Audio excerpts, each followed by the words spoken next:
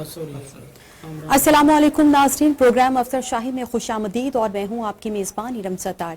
और रोज़ की तरह आज भी स्टूडियो में हमारे साथ मौजूद हैं खिज़र हयात गोंदल साहब और यूनुस भाट साहब। नाज़रीन, आज हम अपने प्रोग्राम में बात करेंगे सानिया मरी पर, जिसमें 22 से ज़ायद अफराद जो है वो अपनी ज़िंदगी की बाजी हार चुके हैं। इंतहाई अफसोसनाक वाक़या है ये, इसके ज़िम्मेदार कौन है, इसी पर हम बात करेंगे खिज़र हयात गोंदल साहब से। सर, खुशामदीद कहती हूँ आपको प्रोग्राम में। आप क्या कहेंगे कि इंतहाई अफसोसनाक वाक़या है ये, इसके कौन ज़िम्मेदार हैं? बिस्मिल्लाहिर्रहमानिर्रहीम। हाँ, ये ऐसा वाक़या है जिस पर जितनी भी बात की जाए वो कम है जी। क्योंकि ब्यूरोक्रेसी ने इसमें अपना रोल अदा नहीं किया जो उसको अदा करना चाहिए था। होता यह है कि किसी भी काम को करने के लिए कुछ SOPs होते हैं, उनको ऑब्जर्व करना होता है। और मुख्तलिफ अदारों में जब आप काम कर रहे हो तो आपके साथ बहुत सारे दीगर अदारे कोऑर्डिनेट कर रहे होते हैं। जब महकमा मौसमियात ने एक आपको जारी कर दे अलर्ट, तो फिर उस पर अमल दरामद करना और उसको सीरियस लेना जो है वो आपका फर्ज बनता है। वैसे भी यूनुस भाट साहब भी इस बात को जानते हैं, आप लोग बाकी सारी दुनिया जानती है कि हमारे यहाँ जब मुहर्रम आना होता है, 12 रबीउल अव्वल के हवाले से कोई नबी के जुलूस हैं या बाकी ईदें हैं या कोई और त्यौहार होने होते हैं या कोई उर्स होना, तो उसके लिए पहले से सारी चीज़ें जो है ना वो रूट क्लियर हो रहे होते हैं, सारी चीज़ें तय की जाती हैं, मशीनरी अपॉइंट हो रही होती है, मीटिंगें हो रही होती हैं, तय हो रहा होता है जी कि ये सूरत हाल हुई थी ये करेंगे, ये सूरत हाल होगी तो ये होगा। बिल्कुल। लेकिन वहां पर बदकिस्मती से किसी ने उसको सीरियस लिया ही नहीं। बर्फबारी कोई अनोखा काम नहीं हुआ, सिर्फ मिस मैनेज हुई चीजें कि know body was serious to tackle it. वहां पर कमिश्नर से लेकर नीचे तक सारी बॉडी बात की जिम्मेदारी कि ना तो उसको डिप्टी कमिश्नर साहब ने उस तरह से ऑब्जर्व किया कि एक अलर्ट जारी हुआ है तो उस पर एक वहां पर जो है इमरजेंसी बोर्ड बना हुआ है। जब वो अलर्ट जारी हुआ तो क्या डिस्ट्रिक्ट इमरजेंसी बोर्ड जो है उसकी कोई मीटिंग हुई, और अगर हुई तो उसने क्या तय किया कि क्या क्या इकदाम उठाए जाएंगे? ऐसा कुछ नहीं हुआ। डिस्ट्रिक्ट इमरजेंसी बोर्ड मीट ही नहीं किया। और बदकिस्मती ये है कि एक स्टाफ अफसर हुआ करते थे चीफ मिनिस्टर पंजाब के, उनका नाम है मोहम्मद अली। वो चूंकि वहां पर रहे तो चीफ मिनिस्टर के पसंदीदा थे, उनको उसके रिवार्ड में डिप्टी कमिश्नर फैसलाबाद तैनात कर दिया गया, बड़े डिस्ट्रिक्ट में। और वहां पर पिछले साल तेज बारिशें हुई और पानी पूरे शहर खड़ा हो गया और उनकी कारकर्दगी जो है वो सामने आ गई। सब उस कारकर्दगी के 1 महीने तक फैसलाबाद में पानी खड़ा नहीं निकाला जा सका, और उसके नतीजे में उनको कोई सजा देने के बजाय वहां से शिफ्ट करके एक और बड़े इंपॉर्टेंट डिस्ट्रिक्ट में DC रावलपिंडी तैनात दिया गया। अच्छा। जब वो रावलपिंडी में DC लग गए तो इसका मतलब ये हुआ कि उनके लिए किसी काम को ना करने का रिवार्ड ये है कि उनको प्रमोट कर दिया, एलिवेट कर दिया जाए। उनको एलिवेट करके वहां पर DC लगा दिया गया रावलपिंडी में। तो उन्होंने अपना काम जो है उसको शायद सीरियस नहीं लिया, और महकमा मौसमियात की वार्निंग्स के बाद उस बुक अगर कोई बता सके कि डिस्ट्रिक्ट इमरजेंसी बोर्ड की कोई मीटिंग नहीं हुई, किसी ने किसी को देखा नहीं है, और पुलिस जो है उसने भी इमरजेंसी प्लान कोई नहीं बनाया। कोई इमरजेंसी से मीट करने के लिए DPO ने नीचे कुछ इंस्ट्रक्शन दी होंगी कि ये सूरत हाल क्रिएट हुई तो हम ये करेंगे, ना DSP को कुछ कन्वे हुआ, और ना DSP और AC कंसर्न मरीज जो है उन्होंने कोई ऐसे इकदाम लिए, क्योंकि ये चीजें ऊपर से नीचे आती हैं हमेशा कि ये कर लें जी, ये खतरा हो गया। कोई रिपोर्ट ही नहीं मांग रहा, कोई रिपोर्ट दे। तो ऐसे हालात में आप क्या तवक्को रख सकते हैं कि कोई सूरत हाल, ये तो भला हो senior member board of revenue का कि जब सूरत हाल खराब हो गई और उनके नोटिस में आया तो उन्होंने उसको इमरजेंसी डिक्लेयर की और वहां पर आफतज़दा करार दे के PDMA को उसमें जो है ना वो कहा कि जी आप अपना रोल अदा करें और रेस्क्यू जो है वो शुरू हो गया। वरना आप लोगों को ये सुन के अफसोस होगा, यकीन जाने मैं वो लफ्ज नहीं यहाँ इस्तेमाल नहीं कर सकता। सूरत हाल ऐसी है कि पिछले दौर में 20 से 25 से स्नो रिमूवर होते हैं जिन बुलडोजर की तरह के, वो वहां पर रेडी खड़े रहते थे। इस दफा बदकिस्मती से एक खड़ा था اور جب یہ صورتحال کریٹ ہوئی تو اسے کہا جی کام کرنا, تو جو اس کا آپریٹر تھا اس نے کہا جی میرے پاس تو ڈیزل ہی نہیں, میں کیسے آپریٹ کر سکتا ہوں. یعنی تیاری کا یہ عالم تھا. اور پھر ہم کہتے ہیں کہ جی حادثہ ہو گیا اور اے سی مری نے بڑا رول کیا ادا. میں اگر اس میں میری پرسنل رائے چونکہ آ جائے گی, پرسنل رائے کو اگر سائڈ پر کر دیا جائے, تو انہوں نے وہاں پر شام کو ایک ایمرجنسی کے لیے ایک ٹیلی فون نمبر دیا, اس پر میں نے ذاتی طور پر رابطہ کیا. اچھا, میں نے ذاتی طور پر رابطہ کیا. ایک دفعہ ایک صاحب سے بات ہوئی, انہوں نے کہا جی آپ ریسکیو والوں کو بلائیں, اور دوبارہ کسی نے وہ ٹیلی فون اٹینڈ ہی نہیں کیا. میں ساری رات دیکھتا رہا. پنجاب یونیورسٹی کا ایک ٹور بچیوں کا جو ہے وہ وہاں پھنسا ہوا تھا, ان کو پھر ہم نے اپنی مدد آپ کے تحت کچھ اپنے انتظامات کر کے میکڈونلڈ لوئر ٹاپ پر پہنچایا. اور بھلا ہو ان لوگوں کا جنہوں نے ان کو ریسکیو بھی کیا, ان کو فیسیلیٹیٹ بھی کیا اور صبح تک کا بھی, اور ان سے کسی قسم کا کوئی ایکسٹرا چارج بھی نہیں کیا. تو پھر ایسے لوگ قابل تحسین ہے. میرا خیال ہے کہ اگرچہ انہوں نے اپنی شاید چین کے ایس او پیز کی خلاف ورزی ہو کے 11 بجے یا 12 بجے انہوں نے بند کرنا ہوتا ہے, تو جب انہیں بند کرنے کا کہا انہوں نے, تو لوگوں نے ریکویسٹ کی جن میں بھی شامل تھا, تو انہوں نے کہا جی کوئی بات نہیں, ہم جب تک کوئی ریسکیو والے پہنچ نہیں جاتے پراپر نہیں ہو جاتا. اور جب صبح آرمی کے لوگ پہنچے ہیں اور بچوں کو ریسکیو کیا, وہاں سے 30 بچیاں تھیں, تو اس کے بعد جا کے ریسکیو والوں کے بعد انہوں نے کہا جی اب ہمیں اجازت دیں تو ہم بند کر سکتے ہیں. یعنی ایک طرف تو یہ عالم ہے پبلک کا یا اداروں کا, اور دوسری طرف دیکھیں کہ گورنمنٹ کی مشینری جو ہے وہ کیا کر رہی تھی, اس میں انہوں نے کوئی رول ادا نہیں کیا. پولیس کے حوالے سے یونس بھٹ صاحب یہ ہمیں رہنمائی دیں گے کہ پولیس میں ایسے حالات میں کیا طریقہ کار ہوتا ہے, وہ کیا کام کرتے ہیں اور کس پر بات چیت کرتے ہیں. جی یونس بھٹ صاحب. جی یونس صاحب, جس طرح گندل صاحب کہہ رہے تھے کہ ایک باقاعدہ ایس او پی بنایا جاتا ہے, اور جب الرٹ جاری کر دیا گیا تو کیوں نہیں ایس او پی بنایا گیا, تو میں گندل صاحب کی بات سے اتفاق کرتا ہوں. تو میں یہاں ذاتی طور پر یہ بھی پہلے بھی ہم اس کے حوالے سے پروگرام کر چکے ہیں, کئی باتیں پہلے بھی ڈسکس ہوئی ہیں.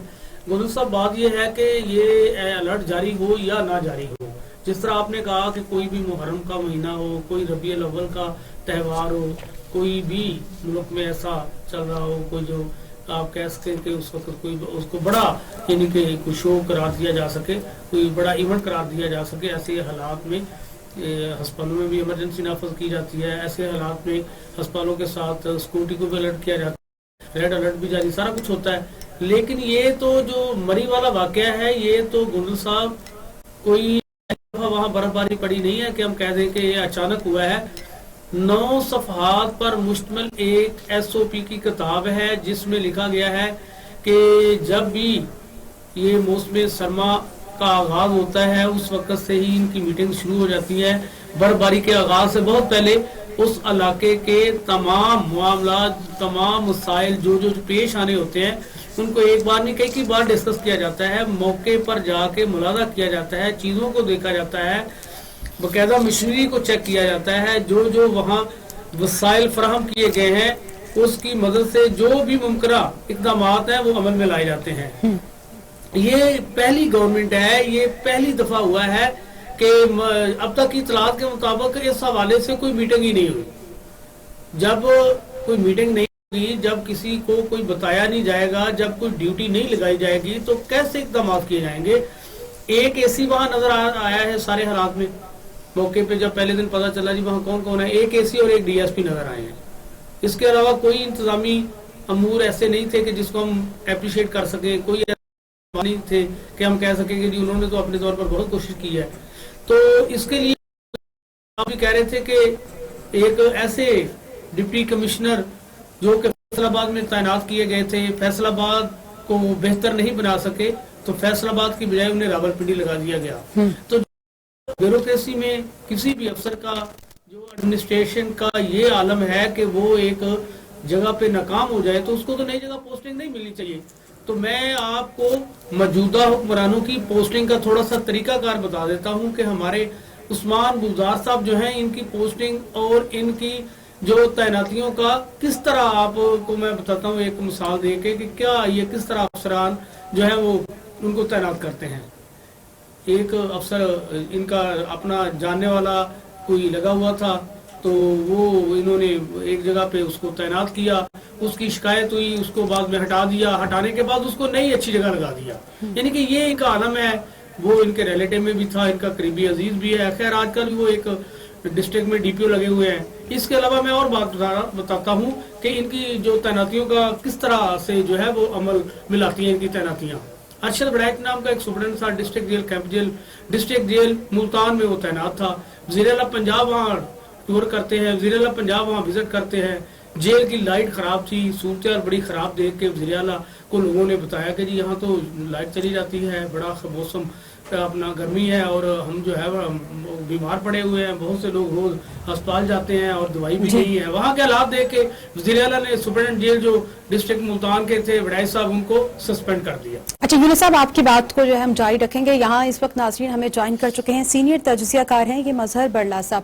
سر خوش آمدید کہتی ہوں آپ کو پروگرام میں. کیا کہیں گے کہ جو سانحہ مری ہے اس پہ ہماری بیوروکریسی جو ہے وہ مکمل طور پر ناکام ہو گئی ہے اور ابھی تک کسی کے خلاف کوئی کارروائی کیوں نہیں کی گئی, اور کیا سمجھتے ہیں کہ اس کے ذمہ دار کون ہیں؟ اب آپ نے ایک دم 3-4 سوالات کیے ہیں تو ان 3-4 سوالات کے جواب میں دینے کی کوشش کرتا ہوں. جی ضرور سر, ضرور. نمبر 1 یہ ہے کہ میں سمجھتا ہوں کہ جو اس سانحے کے ذمہ دار ہیں یہ 3 طرح کے لوگ ہیں. جی. نمبر 1 انتظامیہ, نمبر 2 وہاں کے لوکل لوگ, اور نمبر 3 جو لوگ سیاحت کرنے گئے وہ سب سے زیادہ ذمہ دار ہیں. میں یہ انہیں سب سے زیادہ ذمہ دار اس لیے کہتا ہوں کہ 31 دسمبر کو الرٹ جاری کیا محکمہ موسمیات نے, بالکل, کہ مری اور ان علاقوں میں مت جائیں. دوسرا الرٹ 5 جنوری کو جاری ہوا, یہ لوگ پھر باز نہیں آئے. اچھا, پھر ایک اور قصہ ہے مری کے لیے خاص طور پر. مری کو 6 رستے ہیں جو مری میں داخل ہوتے ہیں, یعنی ایک مظفر آباد سے رستہ مری کو آ رہا ہے, ایک ایبٹ آباد سے مری کو آ رہا ہے, ایک کوٹلی ستیاں سے آ رہا ہے مری کو راستہ, ایک انگوری روڈ سے آ رہا ہے مری کو راستہ, ایک پنڈی والی پرانی سڑک ہے جو چھتر پارک والی ہے وہ جاتی ہے, ایک اسلام آباد مری ایکسپریس وے ہے. یہ 6 راستے ہیں جو مری میں داخل ہوتے ہیں. اب ان 4 رستوں پہ تو کوئی رکاوٹ نہیں. جو پنڈی اسلام آباد سے 2 رستے جاتے ہیں ان پہ ٹول پلازے بنے ہیں اور وہ اسلام آباد کے بالکل ساتھ پارا کو بنے ہیں. اب جو لوگ مری کو سمجھتے ہیں, آپ بھی یقیناً وہاں گئے ہوں گے, کہ مری 2-3 سڑکوں کا شہر ہے, چھوٹا سا شہر ہے. اگر 1 لاکھ گاڑی بیک وقت ابھی لاہور میں آ جائے تو لاہور کی ٹریفک خراب ہو جائے, لاہور جیم ہو جائے. اگر 1 لاکھ گاڑی اسی وقت اسلام آباد میں داخل ہو جائے تو اسلام آباد جام ہو جائے گا. اب ایک چھوٹے سے شہر میں 1 لاکھ گاڑی کیسے گئی, یہ فالٹ ہے انتظامیہ کا. اچھا, اب وہ گاڑیاں کیوں جانے دیتے ہیں؟ ٹول پلازے پہ لوگ کہتے ہیں نہیں میں مری نہیں جا رہا, میں تو مظفر آباد جا رہا ہوں, میں تو جا رہا ہوں, میں فلاں جگہ جا رہا ہوں. جھوٹ بولتے ہیں نا ہمارے لوگ. اس میں ایک اور چیز ہے کہ یہ جو سیاح گئے, دنیا بھر میں جو لوگ سیاحت کرتے ہیں وہ 3-4 چیزیں پہلے دیکھتے ہیں. مثلاً وہ گھر سے نکلنے سے پہلے موسم کی صورتحال دیکھتے ہیں کہ کہیں کو طوفان تو نہیں آ رہا. اگر طوفان آ رہا ہے تو واپس ہو سکتے ہیں. اور پھر وہ دیکھتے ہیں کہ کمبل رکھتے ہیں گاڑی میں اگر صورتحال نارمل ہو. کھانے پینے کی چیزیں رکھتے ہیں, گاڑیاں اچھی رکھتے ہیں. پھر اس کے بعد ایکسپرٹ ہوتے ہیں وہ برف میں گاڑیاں چلاتے. اب یہ لوگ جو فیض آباد, گجرانوالہ یا لاہور سے جاتے ہیں یا پنجاب کے دوسرے علاقوں سے, انہیں برف میں گاڑیاں چلانا نہیں آتی. اب یہ لوگ ٹھنڈ سے نہیں مرے. یہ پہلی بات بالکل یقین سے ہے کہ یہ لوگ سردی سے نہیں مرے. اس رات, وہ جو 7 اور 8 کی درمیانی رات تھی, 7 والی, اس میں سب سے زیادہ ٹھنڈ تھی دنیا میں. روس کا ایک شہر ہے یکوتیا, وہاں -43 تھا, -43 درجہ حرارت. سائبیریا میں -36 تھا. ماسکو اور بیجنگ میں -6 تھا. مری میں -2 تھا. تو سردی سے تو لوگ نہیں مرے. یہ لوگ مرے اس لیے ہیں कि जब इनकी गाड़ियां वहां ट्रैफिक जाम हुआ, जी बर्फ पड़ गई 3-3 4-4 फीट, और इनके सिलेंसर जो है वो बर्फ में धंस गए, गाड़ियां धंस गई, तो कार्बन मोनोऑक्साइड जो है गैस वो गाड़ियों में जमा होगी। इन्होंने हीटर ऑन किए, शीशे इन्होंने नीचे उतारने मुनासिब ही नहीं समझे।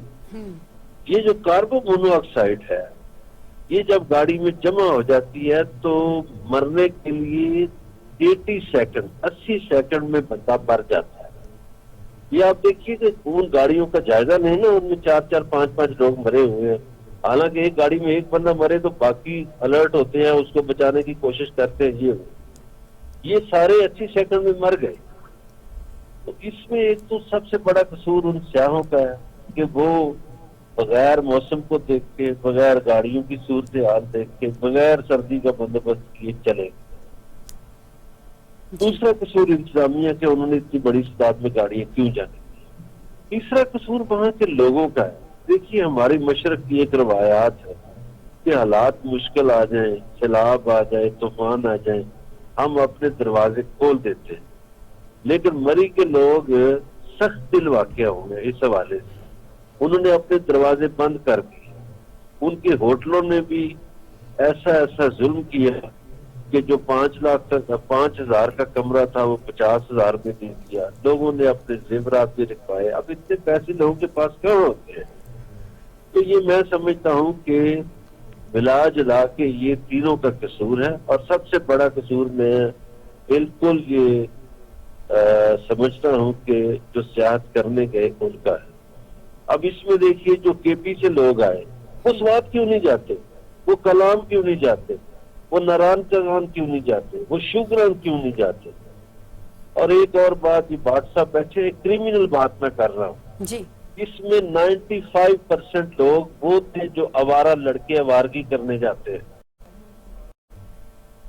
सही इसमें 5% या 4% फैमिलीज थी, बाकी वही आवारा लोग हैं जो आपको लिबर्टी मार्केट में भी नजर आते हैं, मीनारे पाकिस्तान पे भी 14 अगस्त को नजर आते हैं। जी ये वो लोग थे जी। जिन्होंने उद्यम मचाया। बड़ला साहब तो जैसा कि गवर्नमेंट को जी चाहिए। बड़ला साहब जैसा कि आपने कहा है कि इसमें इंतजामिया का भी यकीनन हाथ है, वो भी कसूरवार हैं, तो अभी तक इनके खिलाफ कोई कार्रवाई क्यों नहीं की जा सकी? अच्छा बरलास साहब, आप हाँ, जो बात कर रहे हैं, एक बात बरलास साहब, हम ये आपकी बड़ा बात से 100% इत्तेफाक नहीं करते। ये बड़ा इसलिए- अच्छा सवाल इन्होंने किया कि क्यों नहीं कार्रवाई की गई। जी ओ भाई, ये कमिश्नर जो है पिंडी का, गुलजार शाह नामी आदमी, ये 10 का इलेक्शन मैनेज करने गया था। आपको पता 10 का इलेक्शन में गड़बड़ हुई, फिर हाई कोर्ट के हुक्म पे इसको हटाया गया। जी लेकिन ये उस्मान बुजदार साहब का पता नहीं कितना चहेता है कि चंद दिन उस सीएम ऑफिस में रख के फिर पिंडी का कमिश्नर लगा दिए गए। अरे बल्ला साहब ठीक कह रहे हैं। हाई कोर्ट ने निकाला, उसमें क्या खूबियां हैं कि आपने उसको कमिश्नर पिंडी लगा दिया। अब उसने पिंडी में ये चांद चढ़ा दिया है। 10 का में इलेक्शन वाला चढ़ाया था, यहाँ ये बंदे मार के ये चांद गया है। अच्छा बरलास साहब, अब पता ये नहीं- बताइए प्लीज, इस तरह के वाकया जब कहीं भी किसी दुनिया में पेश आए तो क्या कभी कोई ऐसे हमें मिसाल दे किसी मुल्क की कि फिर क्या कार्रवाई की जाती है और यहाँ क्या कार्रवाई होनी चाहिए? दूसरी बात यह है कि जहाँ लोग सियाहत वाले जिम्मेदार हैं, इंतजामिया जिम्मेदार है, मुकामी लोग जिम्मेदार हैं, सुनने में आया है, जो पता चल रहा है कि वहाँ जो SOP बनाया गया है, जब बर्फबारी के औकात शुरू होते हैं या मौसम आता है, जब लोग वहाँ बढ़ जाते हैं, तो हर वक्त मशीनरी सड़कों पर बर्फबारी को साफ करने के लिए मौजूद रहती है, जो कि पहली दफा नजर नहीं आई। SOP 9 सफात पर मुश्तमिल है, जिस पर एक मीटिंग भी नहीं हुई। अच्छा, 9 मैं ऐसी एक तजवीज दे दूं और दूसरा आपके सर। सवाल का जवाब दे। सर तजवीज ये है कि मरी को 6 दरवाजे लगा दें। जनाब, उन 6 दरवाजों में कंप्यूटर वाले लड़के एंट्री करने के लिए बैठे हों, और वो 6 के 6 दरवाजे एक दूसरे से इंटरकनेक्ट हों। अगर उनका कनेक्शन एक दूसरे के साथ है और जो ही 3,000 गाड़ियां जमा होती हैं, तो उसके बाद वो 6 दरवाजे बंद करके कि भाई ये बात होगी। दूसरा कि कोई सजा, हजूर बीजिंग में एक दफा पानी जमा हुआ था सड़कों पे, गलियों पे, तो जनाब, बीजिंग के मेयर को फांसी चढ़ा दिया था उन्होंने। इस तरह ही ठीक उसके है। बाद से आज तक बीजिंग में फिर पानी नहीं रुक सका। बिल्कुल ऐसा ही है।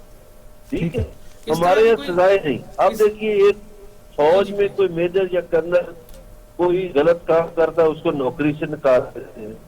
تو آپ قسمتی ہے کہ ہماری سول بیوروکریسی جو ہے اس کی سزا ہی کوئی نہیں. تو ان کو زیادہ سے زیادہ کیا ہے, او ایس پی بنا دیں گے, خوش ہو جائیں گے, گھر بیٹھے تنخواہ لگ جاتی. تو ان کی سزا ہونی چاہیے.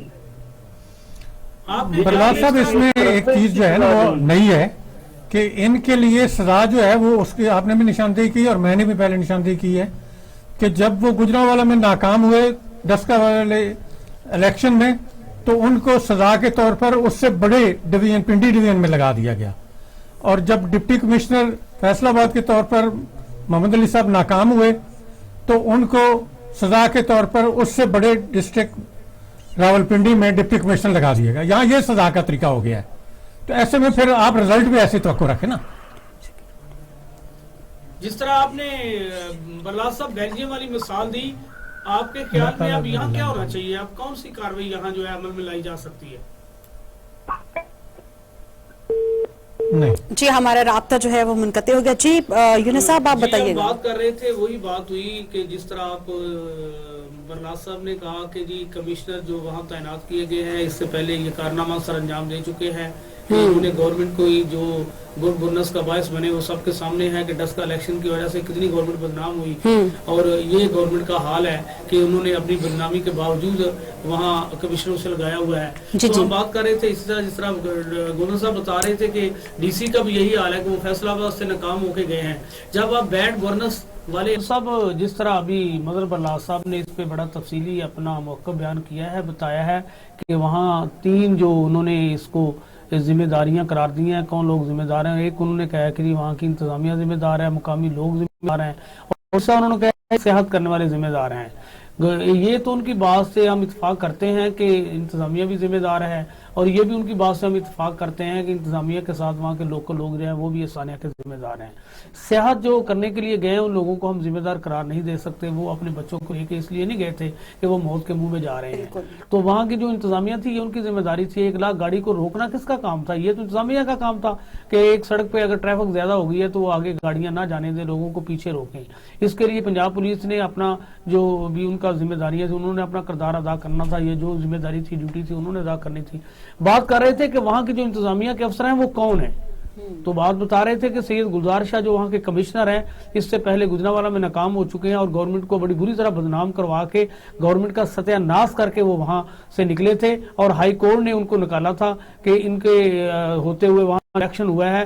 وہ بہت زیادہ اس میں ایسے چیزیں جو ہے نشاندہی کی گئی تھی جو کہ گورنمنٹ اس سے اور کیا کہہ سکتی تھی. گورنمنٹ کو جتنا بھی جھنجھوڑ سکتی تھی ہائی کورٹ نے جھنجھوڑا تھا, اور یہ کہا گیا تھا کہ وہاں دھاندلی بھی ہوئی اور انتظامیہ نے بھرپور جو ہے جتنا کچھ کر سکتی تھی الیکشن میں مداخلت کی. تو دوسرا گورنر صاحب بتا رہے تھے کہ ڈپٹی کمشنر جو فیصل آباد لگائے تھے محمد علی, اس کو بھی پنڈی لگایا ہوا ہے. تو یہ 2 افسروں کے ساتھ میں ایک اور تیسرے افسر کی مثال دینے لگا تھا تو لائن پہ آگے تھے مظہر برلاد صاحب. پچھلے دنوں ہم بتا رہا تھا کہ پچھلے سال جب وزیر اعلیٰ پنجاب ملتان میں دورے پہ تھے تو جہاں انہوں نے بہت سے دیگر جگہوں پہ وزٹ کیا, وہ ملتان کی جو ڈسٹرکٹ جیل ہے وہاں بھی گئے. ڈسٹرکٹ جیل کے حالات دے کے انہوں نے وہاں کے سپرنٹینڈنٹ کو سسپینڈ کر دیا. ارشد وڑیچ اس کا نام تھا. سسپینڈ کیے ہوئے ابھی 1 مہینہ نہیں گزرا تھا کہ اس کو دوبارہ انہوں نے اوکاڑا جیل میں لگا دیا. دوبارہ انہوں کی تعیناتی عمل میں لائی گئی. اوکاڑا میں لانے کے بعد وہ مصوف وہیں رکے نہیں, انہوں نے مزید سفارش کروائی اور ایک جونیئر سپرنٹینڈنٹ سے بزار کی انتظامیہ نے اسے اڈیالہ جیل سپرنٹینڈنٹ لگا دیا, اور اس کو لگانے کے لیے ایس او پی کی وہ دھجیاں اڑائی گئی کہ جو central jail Lakhpat Lahore superintendent تھے, اسد وڑیچ ان کا نام ہے, انتہائی اچھی شہرت کے عمل سپرنٹینڈنٹ جیل تھے. ان کا ایک بڑا پروفائل جو جیلوں میں کام کرنے کا تھا بڑا اچھا اور باوقار تھا. ان کو یہاں سے ہٹا کے تو انہوں نے اوکاڑا لگا دیا. جو پنڈی سپرنٹینڈنٹ لگے ہوئے تھے وہ اجاز عسکر تھے, وہ پہلے سینٹرل جیل کو لکھپت رہ چکے تھے, یہاں سے تبدیل کر کے انہیں اڈیالہ بھجوایا گیا تھا. ارشد وڑیچ کو ایڈجسٹ کرنے کے لیے سینٹرل جیل کے سپرنٹینڈنٹ کو انہیں ڈسٹرکٹ جیل لانا پڑا, اور ڈسٹرکٹ جیل کے ایک ایسے سپرنٹینڈنٹ کو جس کی کارکردگی بھی اچھی نہیں تھی, ملتان سے سسپینڈ ہو چکے تھے, بحالی کے بعد اس کو نوکری میں رہنا بڑی بات تھی, اور اسے اڈیالہ جیل لگا دیا گیا. تو یہ تو ان کی تعیناتیوں کا عالم ہے. اور اب پھر اسے وہاں سے نکال دیا گیا ہے. تو اعجاز اصغر تگڑا سپرڈنٹ تھا, وہ بھی اپنی تعیناتی کولڈ ڈک پر جیل میں کرانے میں اپنا کامیاب ہو گیا. ارشد وڑیچ بھی کامیاب ہو گیا. اسد وڑیچ کی کوئی سفارش نہیں تھی, انہوں نے اس کو ایک کیمپ جیل پہ لگا دیا, حالانکہ وہ تمام جتنی بھی ایسے جیلیں کام کر کے آ رہے تھے ان کے پروفائل میں سینٹرل جیلیں تھیں. تو جب اس طرح کے افسر آپ لگائیں گے تو ان سے اس طرح کے سانحات پھر ہوتے رہیں گے, اس طرح کے واقعات کو آپ روک نہیں سکتے. تو جو بات ہے گوندل صاحب کہ وہاں جب برف باری ہوتی ہے, پرویز لائی کی گورنمنٹ آپ دیکھ لیں, آپ شہباز شریف کی گورنمنٹ دیکھ لیں, تو وہاں آپ اس دور کے ایس او پی کے مطابق میٹنگز کا جو ہے وہ آپ جو ایک ہے ریکارڈ نکلوا لیں کہ ایک گورنمنٹ میں 20 میٹنگ ہوئی, ایک گورنمنٹ کے دوران 27 میٹنگ ہوئی. تو یہ پہلی گورنمنٹ ہے کہ ایک میٹنگ بھی نہیں کی گئی, اس علاقے کے موسم کو مینٹین کرنے کے لیے ایک میٹنگ بھی نہیں ہوئی. ایک ایسی جو وہاں تعینات ہیں اس کو کوئی پتہ چلا ہے کہ وہاں کے حالات کا اندازہ ہی نہیں تھا کہ اس علاقے میں اس طرح گاڑیاں بھی پھنس سکتی ہیں, وہاں کے علاقے اس طرح ڈھک سکتے ہیں, گاڑیاں جو ہیں ان پہ برف باری اس طرح اتنی زیادہ تعداد میں جمع ہو کے گاڑیاں اندر چھپ سکتی ہیں اور لوگوں کی موت واقع ہو سکتی ہے. 9 ایسی مریض اب تک تبدیل ہو چکے ہیں. اس کے علاوہ وہاں کی انتظامیہ جو ہے وہ آپ سمجھ لیں کہ ان کی کارکردگی آپ کو سامنے ہے, جو بھی انہوں نے کیا ہے. میرے خیال میں تو ان کے خلاف ایف آئی آر ہونی چاہیے, جو وہاں کے کمشنر ہے اس کے خلاف پرچہ درج کیا جانا چاہیے, وہاں کے کمشنر کے ساتھ جو بھی لوگ ذمہ دار ہیں گورنمنٹ کے خلاف یہ ایف آئی آر کی جانی چاہیے. ابھی جس طرح بتا رہے تھے برلاس صاحب کے بیلجیم میں ایک دفعہ پانی کھڑا ہوا تو وہاں کا جو ذمہ دار بندہ تھا بیجم میں, تو انہوں نے اس کو پھندے پہ لٹکا دیا. تو اب جب یہ لوگوں کو پتا ہوگا کہ بھائی کوئی سانحہ اگر میری موجودگی میں میری تعیناتی کے دوران میری حکمرانی کے دوران پیش آ گیا تو اتنی بڑی سزا ملے گی, تو پھر یہ لوگ ایسے حالات میں گھر نہیں سوئیں گے, یہ انتظامات کریں گے. تو میرے خیال میں یہ بہت ایک چیز آپ کی اجازت سے جی اس میں تھوڑا سا میں بات کرنا چاہتا ہوں. جو برف باری کی ایمرجنسی ہوتی ہے یہ تمام ایمرجنسی سے تھوڑی ڈیفرنٹ ہوتی ہے جناب, کیونکہ اس میں لوگوں تک ریسکیو کرنے کے لیے پہنچنے کے لیے آپ کو خود کو بھی جو ہے نا ایڈجسٹ کرنا پڑتا ہے ماحول کے مطابق, کیونکہ وہی ساری مشکلات آپ کے سامنے بھی ہوتی ہیں. اس لیے اس کے لیے پہلے سے ایس او پیز بنائے جاتے ہیں اور پھر ان پر عمل درآمد بھی کیا جاتا ہے. لیکن صاحب اگر سڑکوں پہ مشینری موجود ہوتی, جس طرح بتا رہے تھے کہ ایک مشینری جو وہاں اس علاقے کے جتنے بھی علاقے کو کور کرتی ہے اس کے اندر بھی تیل نہیں تھا, تو باقی تو مشینری نظر نہیں آئی. جی پلیز آپ بات جاری رکھیے گا. میں بتاتا ہوں کہ وہاں پر اب ایک ٹویٹ جو ہے نا اے سی صاحب نے کیا اس جب سانحہ ہو گیا, تو اس پر واہ واہ ہو گئی کہ یہ اے سی صاحب نے یہ کام کیا, اے سی صاحب نے یہ کام کیا. میں نے ذاتی طور پر ان کے دیے ہوئے ایمرجنسی نمبر جو شام کو ٹیلی ویژن پر چلا کے دیے, اس پر ایمرجنسی میں آپ رابطہ کر سکتے ہیں. میں نے خود کال کی, ایک دفعہ اٹینڈ ہوئی وہ کال, اور جس صاحب نے اٹینڈ کی انہوں نے کہا کہ ریسکیو والوں کو کال کریں. اس کے بعد نہ ریسکیو والوں نے اٹینڈ کیا نہ انہوں نے اٹینڈ کیا, اور بچے جو ہیں وہ وہاں پھنسے ہوئے تھے. اسی طرح سے جس طرح سے میں اس میں مشکل میں تھا, ساری دنیا اسی طرح مشکل میں تھی. نہیں, وہ گلزار صاحب آپ کہتے ہیں کہ وہ جو ملازم اسلام آباد پولیس کا اے ایس آئی یہ جہاں بحق ہوا ہے بچوں کے ساتھ, وہ اس کے کزن کی ٹیلی ویژن پہ بات چلی ہے اور بار بار چلی ہے کہ اس نے ٹیلی فون کر کے کہا کہ ہم پھنس گئے ہیں, ہماری مدد کے لیے کسی ادارے کو اطلاع دیں, اور وہ کہتا ہے کہ ہماری بات کوئی نہیں سن رہا. ہم نے ریسکیو کرنے کے لیے یہاں فون کیے ہیں, ایمرجنسی فون کیے ہیں, ان کی بات سننے کو کوئی تیار نہیں تھا. اصل میں جو بدقسمتی ہے, جس طرح برلاس صاحب نے یہ کہا کہ 6 راستے ہیں آپ کے پاس, انتظامیہ کے پاس ٹریفک کاؤنٹ کا صرف ایک جگہ پر ہے, اور وہ ہے جب آپ بارہ سے ایکسپریس وے پر نکلتے ہیں تو ٹول پلازا پر وہاں ٹریفک کاؤنٹ ہوتی ہے صرف کہ جی وہاں سے کتنی ٹریفک گزر گئی ہے. باقی جو راستے ہیں ان میں تو ایسا کچھ ہے ہی نہیں, آپ کو پتہ ہی نہیں کہ کتنی دنیا آ گئی ہے, اور کتنی پتہ تب چلتا ہے جب راستے بند ہو جاتے ہیں, پھر کہتے ہیں ہو ٹریفک پاس کی ہوئی 50 آ گئی ہے. آپ کو پتا ہے کہ وہ تو 3000 گاڑیوں سے زیادہ سانے کا شہر نہیں ہے. گزر صاحب کل ہی میرے پاس روزنامہ پاکستان لاہور پولیس جو انویسٹیگیشن کے سربراہ ہیں شہزاد سلطان وہ آئے ہوئے تھے. میں اور شہزاد سلطان اور مجیب الرحمان شامی صاحب ایک بیٹھک میں تھے تینوں. تو جب ہم بات کر رہے تھے تو ڈی اے جی انویسٹیگیشن کا یہ کہنا تھا کہ اب وہ مار روڈ نہیں رہا جو مری کا آج سے 30 سال پہلے مار روڈ ہوتا تھا. اب تو یہ بیوروکریٹ لوگ اور جو بزنس مین ہیں انہوں نے وہاں کئی کینال جگہ پر قبضہ کر کے سمجھ لیں, یا جس طرح بھی اس کو اپنے جناب خرید کے یا اپنے ایک گیسٹ ہاؤس بنائے ہوئے ہیں, اور وہ تجاوزات اتنی زیادہ بڑھ گئی ہیں کہ اب تو وہ سڑک سے گزرنا 2-3 گاڑیاں کٹھی گزر ہی نہیں سکتی. بالکل تو اسی طرح کی صورتحال ہے. अब होना ये चाहिए था कि वहां पर स्ट्रेटेजिक प्लानिंग की जरूरत थी, लेकिन बदकिस्मती से स्ट्रेटेजिक प्लानिंग नाम की किसी महकमे में कोई चीज नहीं मिलती। हाँ जी। जिस शोबे को आप ले लें वो बिल्कुल इसी तरह से खोखला नजर आता है। जब वहां कोई बड़ा वाकया हो जाता है तो बेरोजगारी करने की कोशिश करती है, खुद को बचाने की कोशिश करते हैं।